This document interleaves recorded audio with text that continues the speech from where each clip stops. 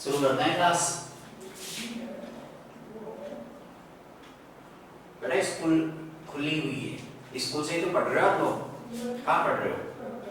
बिना स्कूल के पढ़ लेते हो। गुड मॉर्निंग बेटा, गुड मॉर्निंग, गुड मॉर्निंग सबको, गुड मॉर्निंग। क्लास शुरू करते हैं। देखो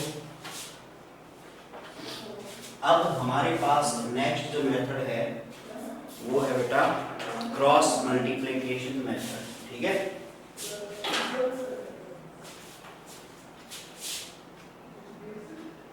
क्रॉस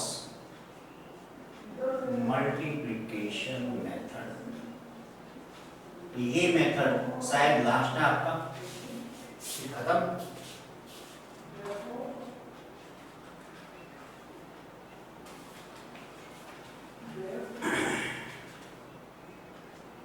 देखते हैं बेटा फटाफट।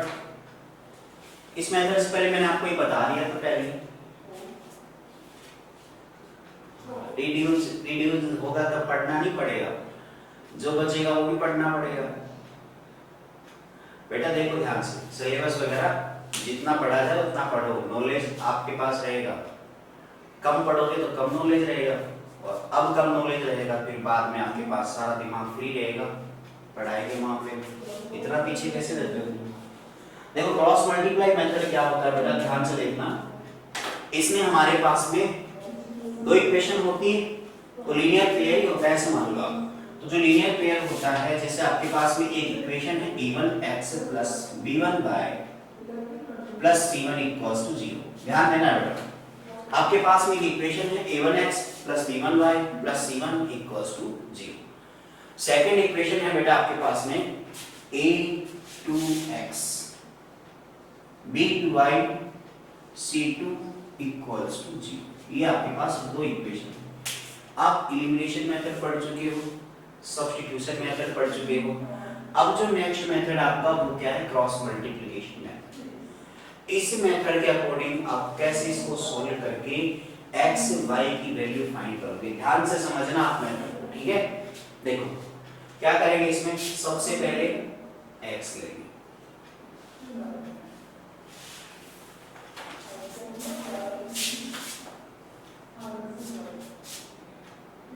चेयर लेंगे ना, उधर सामने बैठा भी कर सकते, जल्दी आना।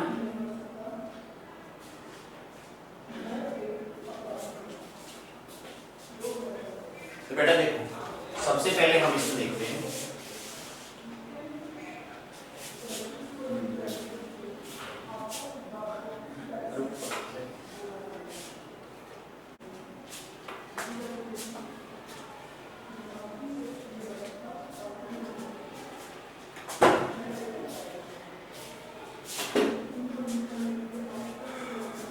देखो बेटा सबसे पहले क्या करते हैं हम, जो वेरिएबल है वो लिख लो आप। फर्स्ट वाला वेरिएबल कौन सा है आपके पास, x है। सेकंड वेरिएबल कौन है, y।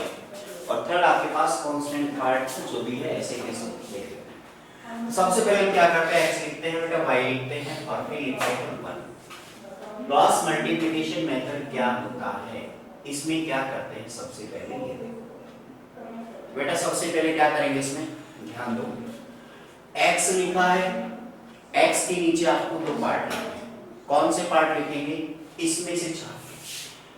x आपने लिखा है तो x के नीचे जो लिखोगे उनमें x यूज मत करना। अब हम x वाले पार्ट को स्किप कर देते हैं। कौन से पार्ट को स्किप करेंगे, x वाले पार्ट। x वाले पार्ट को अगर स्किप कर दे तो बचेगा कौन सा, y और कांस्टेंट वाला पार्ट। इनके अंदर भी जो कोफिशिएंट है केवल उन्हें ही यूज करना है, केवल और केवल कोफिशिएंट को यूज करना है, ठीक है। अब कोफिशिएंट को कैसे यूज करेंगे, तो x वाले को छोड़ दिया है तो x के आगे कौन है, y है। तो y के कोफिशिएंट कौन है, b1 एंड b2। तो y के कोफिशिएंट कौन है, b1 और b2। ऐसे कैसे लिख देंगे। फिर आपके पास इसके आगे कांस्टेंट कौन है, c1 और c2, c1 और c2 ये लिख देंगे, ठीक है। इतनी बात आई समझ में। आगे देखो ध्यान से, अब मैंने लिखा y के अपॉन में क्या लिखेंगे, तो जिसके अपॉन में लिख रहे हो उसको स्किप कर दो। तो y को जब हम y के अपॉन में लिखेंगे तो y वाला पार्ट पूरा स्किप कर देंगे दोनों इक्वेशंस। ठीक है, फिर आगे बढ़ो, आगे बढ़ेंगे तो कांस्टेंट मिलेगा आपको C1 C2, वो कांस्टेंट लिखो C1 C2, फिर आगे तो खत्म हो गए, वापस पहले पे चले जाओ, वापस पहले पे गए, x वाले मिल गए, छोड़ना कौन सा था, y वाला, वो तो छोड़ रखा है, x वाले लिखो कौन सा है, A1 A2, इतना आ गया समझ में? ठीक है, अब 1 जो लिखा है, 1 का मतलब है आपने लिखा कांस्टेंट वाला पार्ट, कांस्टेंट वाला पार्ट कौन सा है, C1 C2, तो कांस्टेंट वाला पार्ट पूरा ही छोड़ दो, तो ये पार्ट पूरा छोड़ देंगे और इस पार्ट को पूरा छोड़ देंगे, तो बेटा आपके पास क्या बचेगा, स्टार्टिंग वाले दो बचेंगे। आप जिसको भी स्किप करते हो उसके आगे से लिखना शुरू करते हो, जिसको भी स्किप करते हैं उसके आगे से लिखना शुरू करते हैं, तो इसके आगे तो क्या है, कोई पार्ट है ही नहीं, तो फिर पहले पे चलेगा और खत्म हो जाते हैं, तो पहले पे जाएंगे तो पहले में कांस्टेंट मिलेगा A1 A2 फिर B1 B2। चलो लिखते हैं A1 A2 B1 B, ये आ गया, ठीक है। अब देखो बेटा ध्यान से, ये पार्ट लिखा हुआ है, अब हमें क्या करना है, ध्यान से समझना, आपको क्रॉस मल्टीप्लाई करना है, क्रॉस मल्टीप्लिकेशन मेथड इसका नाम इसीलिए है।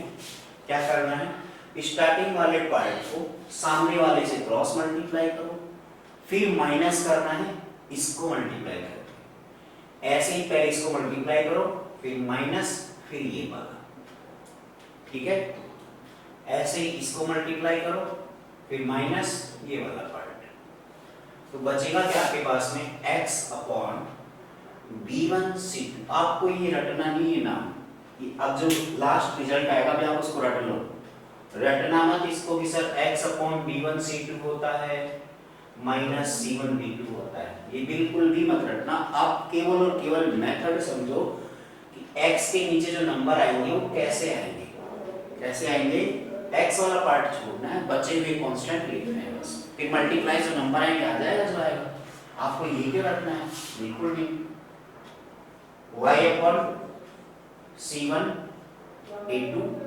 Minus C2 A1 1 bye A1 B2 B1 A2, इतना आ जाएगा, नीचे आपके पास सब में नंबर आएंगे, फिर हम कैलकुलेट करके x और y की वैल्यू निकालेंगे, जल्दी से नोट कर लो फटाफट, फिर वैल्यू निकाल जाता है, ठीक है।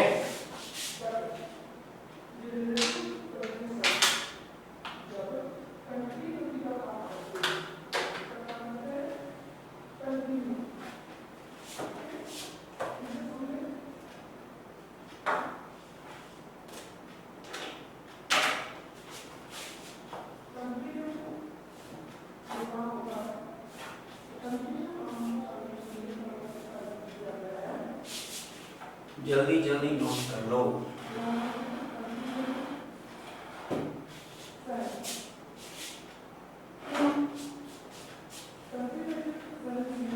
बेटा चैप्टर मत पूछा करो कौन से चैप्टर का टेस्ट है, जितना पढ़ा दिया सब पढ़ो, जितना पढ़ा दिया सब पढ़ना है, ऐसे चैप्टर पूछते रहोगे तो चैप्टर ही पूछते रह जाओगे और आपका चैप्टर क्लोज, समझ गए बात को, इसलिए जितना पढ़ा दिया है सब पढ़ना है।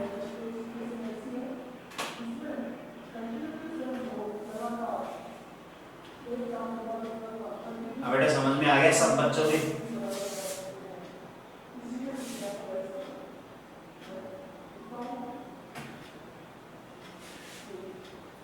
फटाफट से नोट कर लो, उन्नति बेटा समझ में आया, उन्नति खंडेलवाल आ गया, ज्यादा तो नहीं आया, बस जितना पढ़ाया उतना है।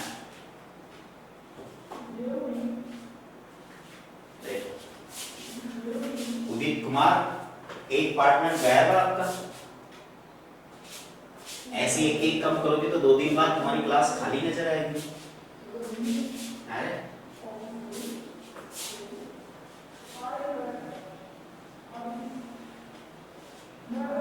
रख कर दूं मैं इसको, नोट कर लिया,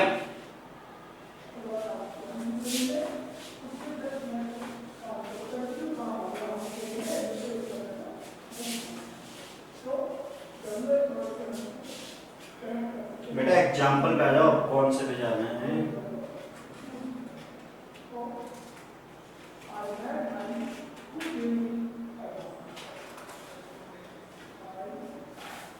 एग्जाम्पल नंबर 14 देखते हैं बेटा। 14 एग्जाम्पल तो लैंग्वेज वाला है, और लैंग्वेज वाला है तो आप जल्दी से जल्दी उसको पढ़ लो।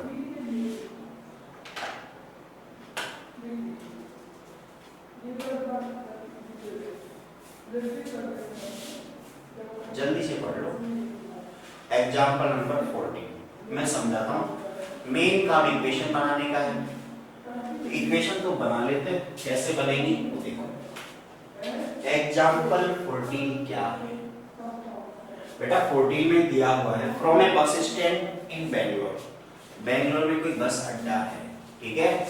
उस बस स्टैंड से if we buy 2 tickets to Malleshwaram and 3 tickets to Yeshwantapur. The total cost is ₹46. 2 ticket तो ली है उसने मल्लेश्वरम की और 3 टिकट ली है यशवंतपुर की।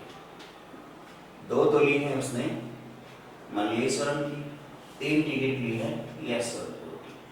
और जो टोटल कॉस्ट है वो कितनी आई है?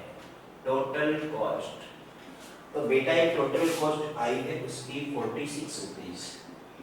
इतनी बात आई समझ में? ठीक है। आगे दिया हुआ है but if we buy 3 tickets to Malleshwaram, 5 ticket to Yesvantpur,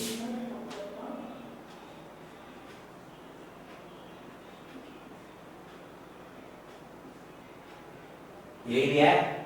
इसी टाइम जो टोटल कॉस्ट पड़ेगी वो है उसकी 74। टोटल कॉस्ट कितनी है? 74।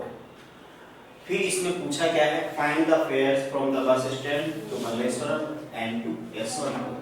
कितना कितना किराया है? किराया पता करना है। कैसे करोगे? बस स्टैंड के नंबर आते हैं टोल फ्री, फोन करके कर लोगे पता। ऐसे तो करते हैं। देखो जल्दी से, मल्लेश्वरम का किराया मान लेते हैं ₹X है, यशवंतपुर का किराया ₹5 है। 2 टिकट का कितना किराया होगा? ₹2X। 3 टिकट का किराया कितना होगा? ₹3। टोटल कॉस्ट बट उसकी होगी 46। ये पहली इक्वेशन आ गई। सेकंड इक्वेशन क्या है? मल्लेश्वरम का किराया कितना माना है? ₹X। इसका मतलब इसके पैसे हुए 3X और यशवंतपुर का किराया ₹5 है, मतलब ये हो गया 5Y equals to total cost हुई 74। ठीक है। अब हमें क्या करना है? यहाँ से फाइंड करना है x और y की वैल्यू। ये वैल्यू क्या होगी? देखो बेटा कैसे निकालते हैं। सबसे पहले x अपॉन लिखो, x अपॉन x वाला पार्ट छोड़ दो। हाँ अब एक गलती मत करना, यहाँ पे ध्यान देना, एक छोटी सी चीज बिल्कुल अच्छे से समझना बेटा। बोर्ड पे ध्यान दो। कहाँ मस्त हो रहे हो तुम? इधर देखते ही नहीं। इधर देखो ध्यान से। यहाँ क्या करना है आपको? जो इक्वेशन आप लिखते हो यहाँ जो नीचे लिखोगे उनके लिए सबसे पहले आप इक्वल टू में 0 रखना है। इक्वल टू में क्या रखना है? 0। इक्वल टू में 0 लेके आएंगे तो हम पहले इक्वेशन को इस फॉर्मेट में लिखेंगे बेटा, तभी आपको करना है उसके आगे।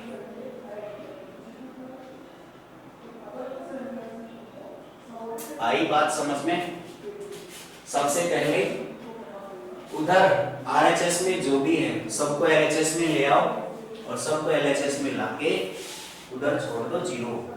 फिर ये नंबर सारे एक तरफ आ जाएंगे और फिर हम उसको कैलकुलेट करेंगे।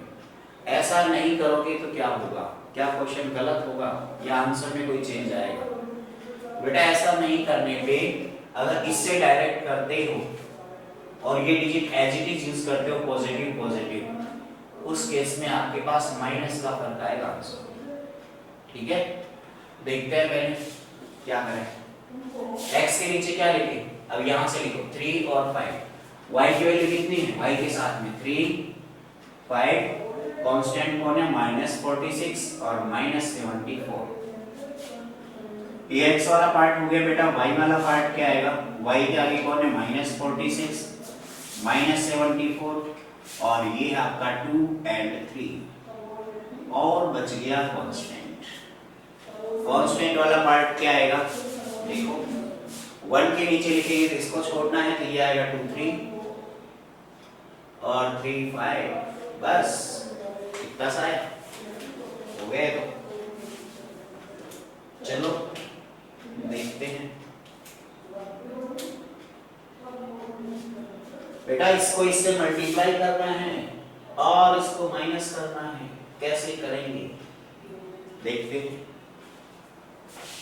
x के नीचे वाला पार्ट क्या आएगा बेटा x के नीचे वाला जो पार्ट है 74 को जब आप 3 से मल्टीप्लाई करोगे तो कितना आएगा 2 210 222 मेरे हिसाब से तो शायद इतना है।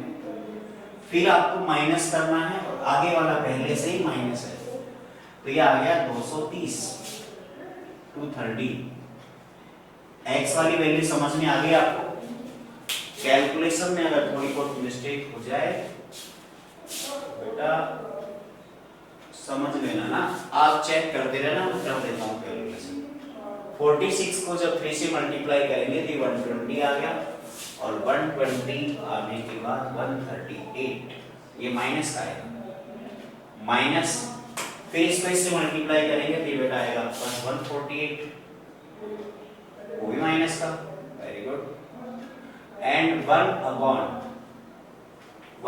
क्या आएगा ये 10 आ गया माइनस 9 आ गया 10 माइनस 9 बस हो गया। आगे वाला लाइन नोट देख लेते हैं x अपॉन में क्या आएगा। अब प्लस माइनस तो आते हैं आपको बहुत अच्छे से आते हैं। ये माइनस का 2 हो गया ये प्लस हो गया दोनों 230 बच गया हमारे पास 8 y upon minus 138 plus 148 it means 10 1 by 10 minus 9 1 ये। अब कैसे निकालेंगे आप इस एक वैल्यू को x by 8 है इस वैल्यू को कंपेयर करो किससे कांस्टेंट वाले पार्ट से। मैं ऐसे लिख सकता हूं कि x by 8 equals to 1 by 1 cross multiply करेंगे तो हमें मिलेगा x equals to 8। आ गई बात समझ में।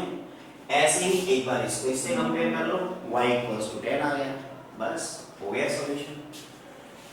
x की वैल्यू मिल गई y की वैल्यू मिल गई हो गया एग्जांपल नंबर 14। हाँ बेटा रचिता कैलकुलेशन बिल्कुल सही है मेरी। मैंने लिखा है 222 222 100 ही बोलते हैं ना बताओ।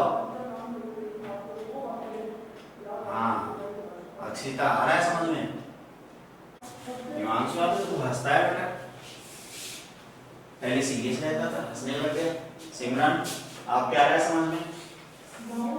Very good. उदित कुमार तेरे पड़ोसी दोनों समझ में आ रहा है। दांत निकालो बेटा होमवर्क कर लेना पूरा टाइम टू टाइम नहीं तो बाढ़ आ सकती है बाद में।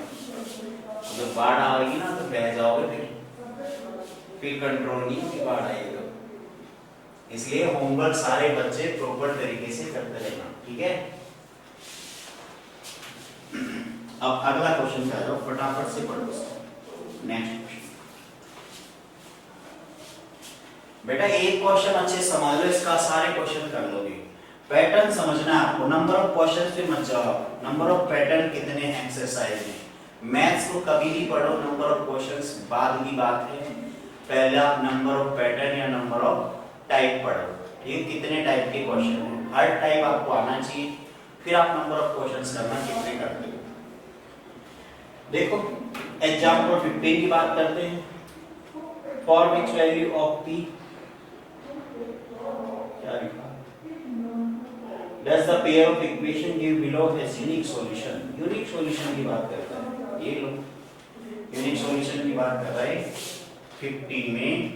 और मैंने शायद 3-4 पिछले सैटरडे के आसपास आपको बताया था ये 4x एक बार वापस बता देता हूँ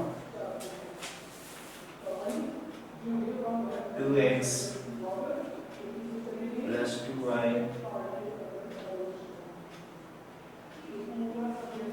चलो देखते हैं 15 क्या है। हमें ये बताना है कि p की किस वैल्यू के लिए यहाँ यूनिक सॉल्यूशन मिलेगा। हमें बताना है p की किस वैल्यू के लिए यूनिक सॉल्यूशन मिलेगा। मैंने आपको तीन टाइप बताया। जब भी लीनियर पेयर होता है आपके पास तो आप तीन टाइप से उसको कंपेयर करते हो। a1 by a2 not equals to b1 by b2। एक तो ये केस होता है बेटा आपके पास। Second case is a1 by a2 equals to b1 by b2। अगर ये दोनों इक्वल हैं तो ही हम थर्ड पार्ट पे जाएंगे, अदरवाइज फर्स्ट पे रह जाएंगे। ठीक है, a1 by a2 equals to b1 by b2, third part is c1 by c2, but ये नॉट इक्वल हो गया। सही लिखा है? सही दिख रहा है कई बच्चों को? कैसे देखते हो? देख का रहे हो पता ही नहीं। मैंने 1 लिखा था 2 आएगा। आपका तो काम चल रहा है, बस लिखते जाओ, कुछ भी लिखो पर लिखते जाओ, है ना। थर्ड वाला पार्ट है a1 by a2 b1 by b2 c1 by c2। ये तीन केस थे बेटा, ध्यान से देख लो, वापस रिवाइज हो रहा है। मैंने बताया था आपको एक बार। लाइन तो जान गए ना, लाइन वही है a1x b1y plus c1। Second line a2x b2y plus c2, वही है लाइन। कभी आप लाइन बदल दो। ये किसके लिए था? Unique solution. ये सॉल्यूशन के टाइप अगर हम देखें तो ये था यूनिक सॉल्यूशन, मतलब वन सॉल्यूशन। ठीक है, ये था आपके पास नो सॉल्यूशन, मतलब कोई सॉल्यूशन नहीं होगा इसका। ये था infinite solution. Infinite solution, infinite solution जानते हो? बहुत सारे सॉल्यूशन, मैं नहीं सॉल्यूशन बोल सकता, जो मन करे वो बस समझ लेना। ठीक है, और इसी में आगे हम ये भी बोल सकते हैं इन लाइनों का टाइप कैसा होगा? इंटरसेक्टिंग लाइन होगी, ऐसे ही फॉर्मेट होगा इसका। इस वाली का नो सॉल्यूशन वाली का कैसा फॉर्मेट होगा? ये लाइन पैरेलल होगी।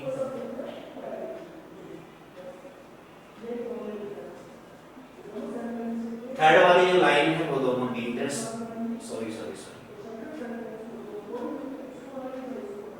ये होगी ओवरलैपिंग लाइन होगी, या हम इनको कहें कोइंसिडेंट लाइन।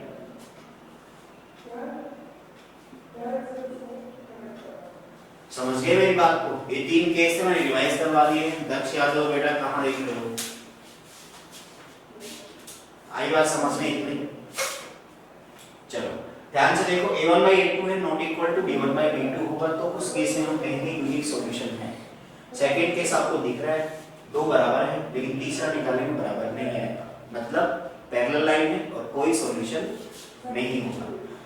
देखते हैं इस वाले केस में a1 by a2 निकालते हैं 4 by 2, b1 by b2 निकालते हैं 3 by 2। यहाँ तो अननोन आ गया, अननोन आ गया तो आप क्वेश्चन पे वापस जाओ। क्वेश्चन में लिखा है साफ साफ कि जो लीनियर पेयर है इसका यूनिक सॉल्यूशन है। कैसा सॉल्यूशन है? यूनिक सॉल्यूशन है। ठीक है, अगर इसका यूनिक सॉल्यूशन है तो हम पहली वाली कंडीशन लगाएंगे, condition number first. Condition number first क्या है कि यूनिक सॉल्यूशन तभी होता है जब ये दोनों इक्वल ना हो। ठीक है, तो यहाँ ये दोनों इक्वल ना हो उस केस में यूनिक सॉल्यूशन होगा। इस ये तो सिंबल है ना, ये कैलकुलेशन में तो इक्वल टू की तरह काम आता है, बस नोट साथ में जुड़ जाता है। अब ऐसा नहीं है कि हम इसको काट नहीं सकते, काट सकते हैं। ठीक है, बस बात इतनी सी है कि लास्ट जो रिजल्ट बचेगा वो नॉट बोला जाएगा। इक्वल टू में इक्वल बोला जाता था, अब क्या बोला जाएगा? नॉट। मतलब p is not equal to 4, p की वैल्यू 4 नहीं होगी। ऐसा क्यों बोलते हैं? चलो तो समझ गए, p is not equal to 4। इसका मतलब क्या हुआ?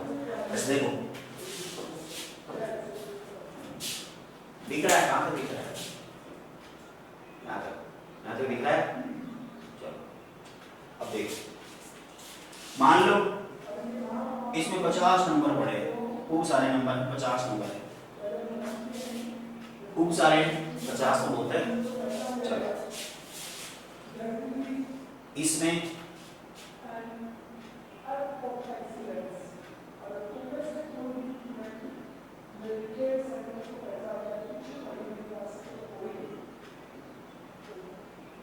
इसमें भी खूब सारे नंबर हैं। इसमें 50 नंबर है तो p की वैल्यू आपको डिनोट करनी हो तो p इक्वल टू 4 लिखना हो। इसमें जहां 4 है हम उसको हाईलाइट कर देंगे, 4 को हाईलाइट कर दें तो 4 के अलावा जो नंबर बच गए बाहर वो सब इग्नोर करेंगे। मतलब आपको इस बड़े सारे ग्रुप से रिजल्ट बताना हो p की वैल्यू क्या आएगी, आप केवल और केवल फोकस करेंगे इस पे 4 पे। 4 आपका रिजल्ट है, बाकी सारे नंबर इग्नोर कर दिया आपने। तो ऐसा होता है इक्वल टू का। लेकिन नॉट इक्वल टू का क्या फर्क पड़ता है? नॉट इक्वल टू का ये फर्क पड़ता है कि वही 50 नंबर यहां है लेकिन इसमें भी कहीं ना कहीं 4 है। लेकिन अब की बार आपको ये ध्यान रखना है कि आपका आंसर ये नंबर नहीं आएगा बस, और कुछ भी आए सब चल जाएंगे। अभी भी आप फोकस किस पे कर रहे हो? 4 पे कर रहे हो, लेकिन नेगेटिव तरीके से, उल्टे तरीके से कि आपका आंसर आएगा किस ग्रुप में लेकिन 4 नहीं आना चाहिए। उसको लिखने का तरीका है not equal to 4, p not equal to 4। तो p नॉट इक्वल टू 4 लिखने का तरीका समझ गए? क्या मतलब होता है इसका कि p की वैल्यू ये वाला पॉइंट दिख रहा है जो 4 ये नहीं आएगा। और कुछ भी ले लो इस पूरे ग्रुप से, 50 नंबर गए, 49 बच गए, कुछ भी आए हमें कोई मतलब नहीं, हमें केवल ये बताना है क्या नहीं आएगा। ठीक है, नोट कर लो, फिर आगे बढ़ते एक दो क्वेश्चन और करते हैं। नोट करोगे? कर लो फटाफट। चलो देखो फटाफट अगला एग्जांपल।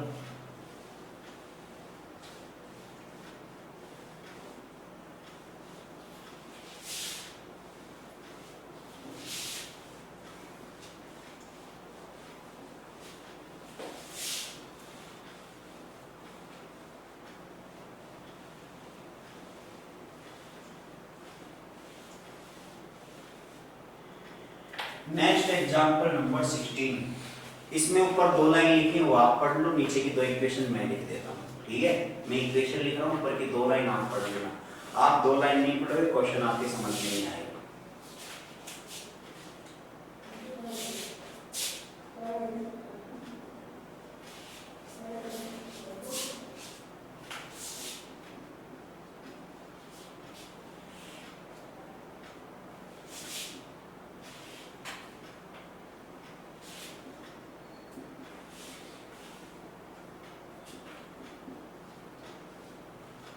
ये इक्वेशन फर्स्ट है आपकी, और इक्वेशन सेकंड है 12x +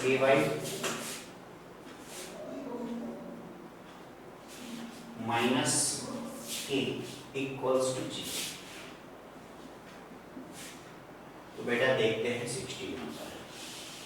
क्वेश्चन मैं पढ़ रहा हूं, आप लोगों ने रीड कर लिया होगा।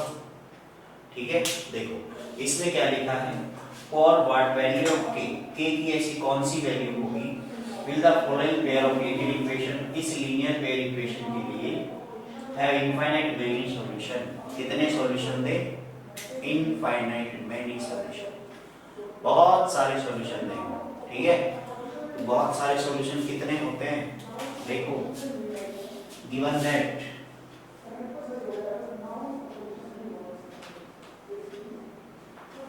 जो सिस्टम है ये लीनियर पेयर है, इसके सॉल्यूशन कितने हैं? Number of solution infinite, number of solution कितने हैं? इनफाइनाइट। ठीक है, देखो इनफाइनाइट सॉल्यूशन होते हैं तो क्या करते हैं, a1/a2 b1/b2 और c1/c2 सारे के सारे बराबर, सब बराबर तो ये सब बराबर हो गया।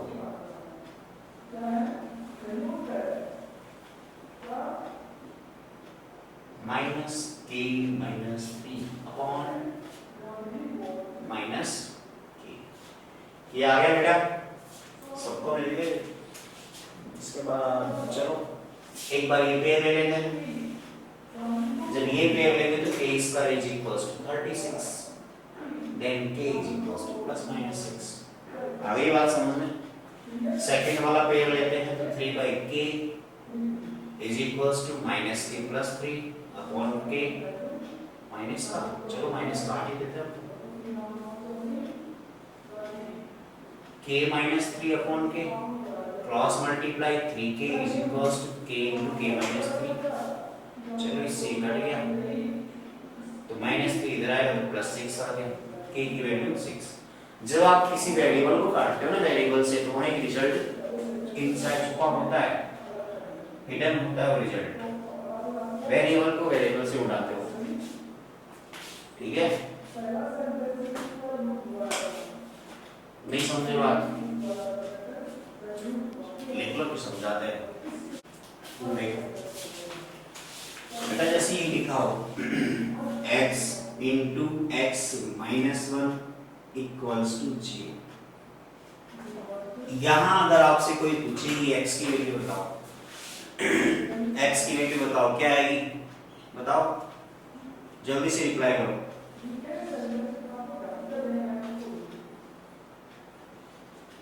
जल्दी बताओ, अरे बोलो, नहीं अरे भगवान, अंकित यादव कौन है बेटा? अंकित यादव तू सिस्टम से चला रहा है ना, उससे पीसी से चला रहा है। X square plus minus 1